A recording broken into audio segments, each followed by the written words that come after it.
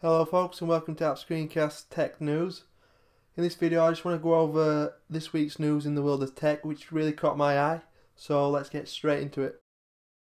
So let's start off with the Apple news. In an Apple story what did interest me this week was this iPad survey which was carried out by the RBC/Chainwave survey, and they did a survey on the iPad asking people would they be getting an iPad.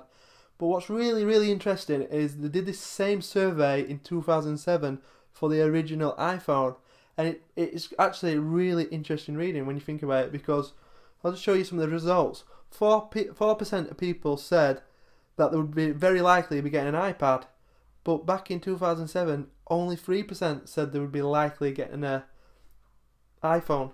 Also 9% said they would somewhat likely get the iPad, and only 6% back in 2007 said they would somewhat likely would get the iPhone. It's quite funny because the iPad, as when it was shown a month back, a lot of people disliked the iPad. A lot of people were slating it, slagging it off. They're really disappointed with it. They were hoping a lot more from Apple, and it disappointed a lot of people.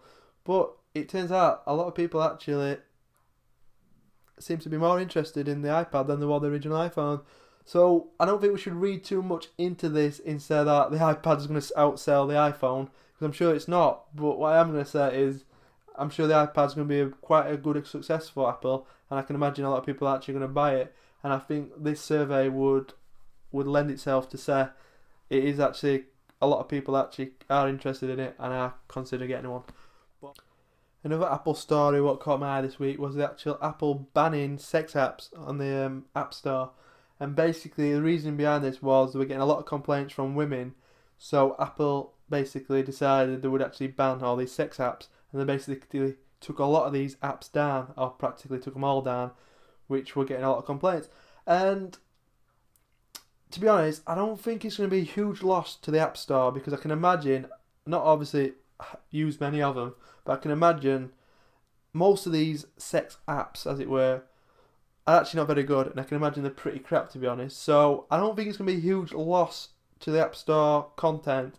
But what does disappoint me is Apple again is enforcing more rules on the App Store, basically making the consumer basically follow Apple's rules, with basically Apple are telling us what we're allowed to download and what we're not, and that disappoints me a little bit.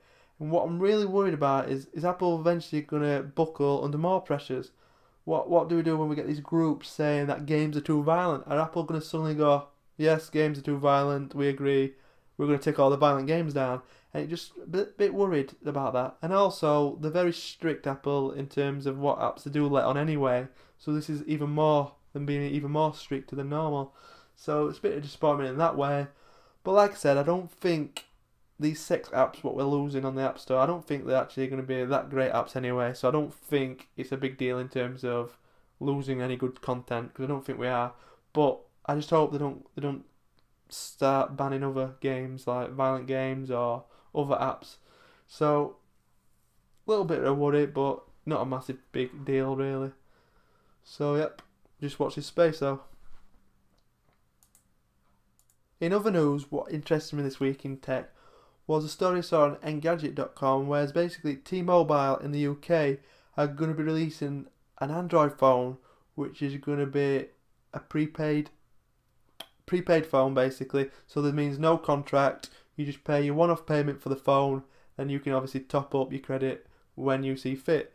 And basically what's really interesting about it is this Android phone is going to be less than £100, which is incredibly cheap when you think about it, for a smartphone and an Android phone. So only thing is, I've been on T-Mobile in the past for about 18 months, and this were a few years ago, and I didn't have really good coverage in my area. And my personal opinion, the best networks in the UK is O2 and Orange, and many of the others for me are not quite as good as them, because they're not as big, and I don't find the coverage is quite as good. Obviously, it depends what area you live in. Obviously, some areas get better coverage than others. So for me, I wouldn't be getting a T-Mobile phone anytime soon. But I'm hoping that other networks will follow, like O2, Orange and so on, and they will follow, and we'll see more Android phones at this price, because under £100 for a smartphone is amazing, especially for an Android phone, because obviously I love my iPhone, but I'm willing to accept the Android is a great platform as well. So this is just great news for everyone, really. Especially when you consider how expensive the iPhones are in the UK. They're really expensive. Not a lot of people are willing to pay the price, basically, for what an iPhone costs.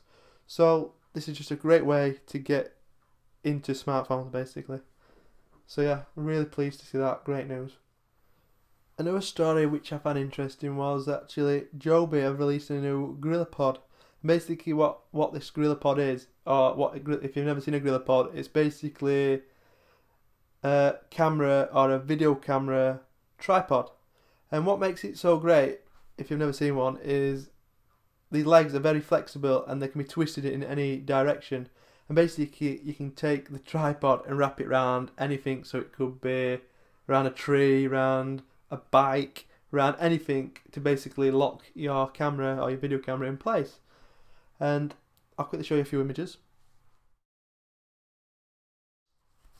They've brought a new one out. Basically got magnets on the feet basically. So now you can actually lock your Joby GorillaPod onto anything what's metal. So as you can see, they're quite powerful magnets, and you can actually attach it. And there's also an image here where you can basically attach the Joby to any metal structure, and it will hold your actual camera or your video camera in place, or even your iPhone, because there's actually an iPhone version as well.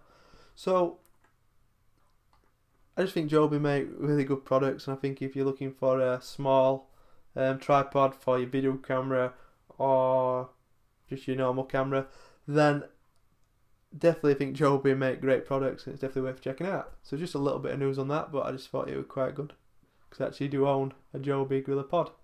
So finally, I'm going to finish off this video with a bit of a question and a quickly show you this new device which mobille are bringing out, called the mobille E7. It's not out yet, and there's no rumours on what OS this device will be operating under. It may be Android, which would be great if it was. But basically what it is a media internet device. So it doesn't actually make phone calls, but you can browse the web and also browse your media, etc. on this device. But what I really liked about it was it's got a QWERTY keyboard, which is quite good. But more importantly, it's got an actual D-pad and some physical buttons. So actually for gaming, this would actually be a really great device.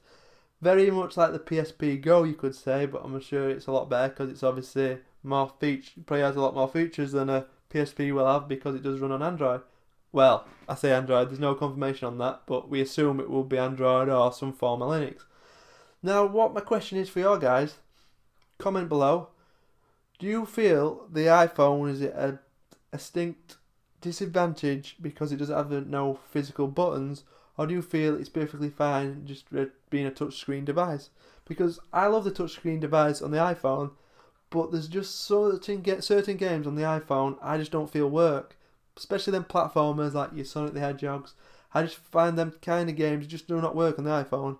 The lack of buttons is a real disadvantage, and because a lot of developers put virtual buttons on the screen and a virtual joystick to combat this problem, for me it just never feel like a real button, and the gameplay just feels really disconnected, and the controls feel really awkward and sluggish, and really dislike it. So my question to you is, would you like to see buttons on the next iPhone? So that the 4th generation iPhone, would you like to see some buttons?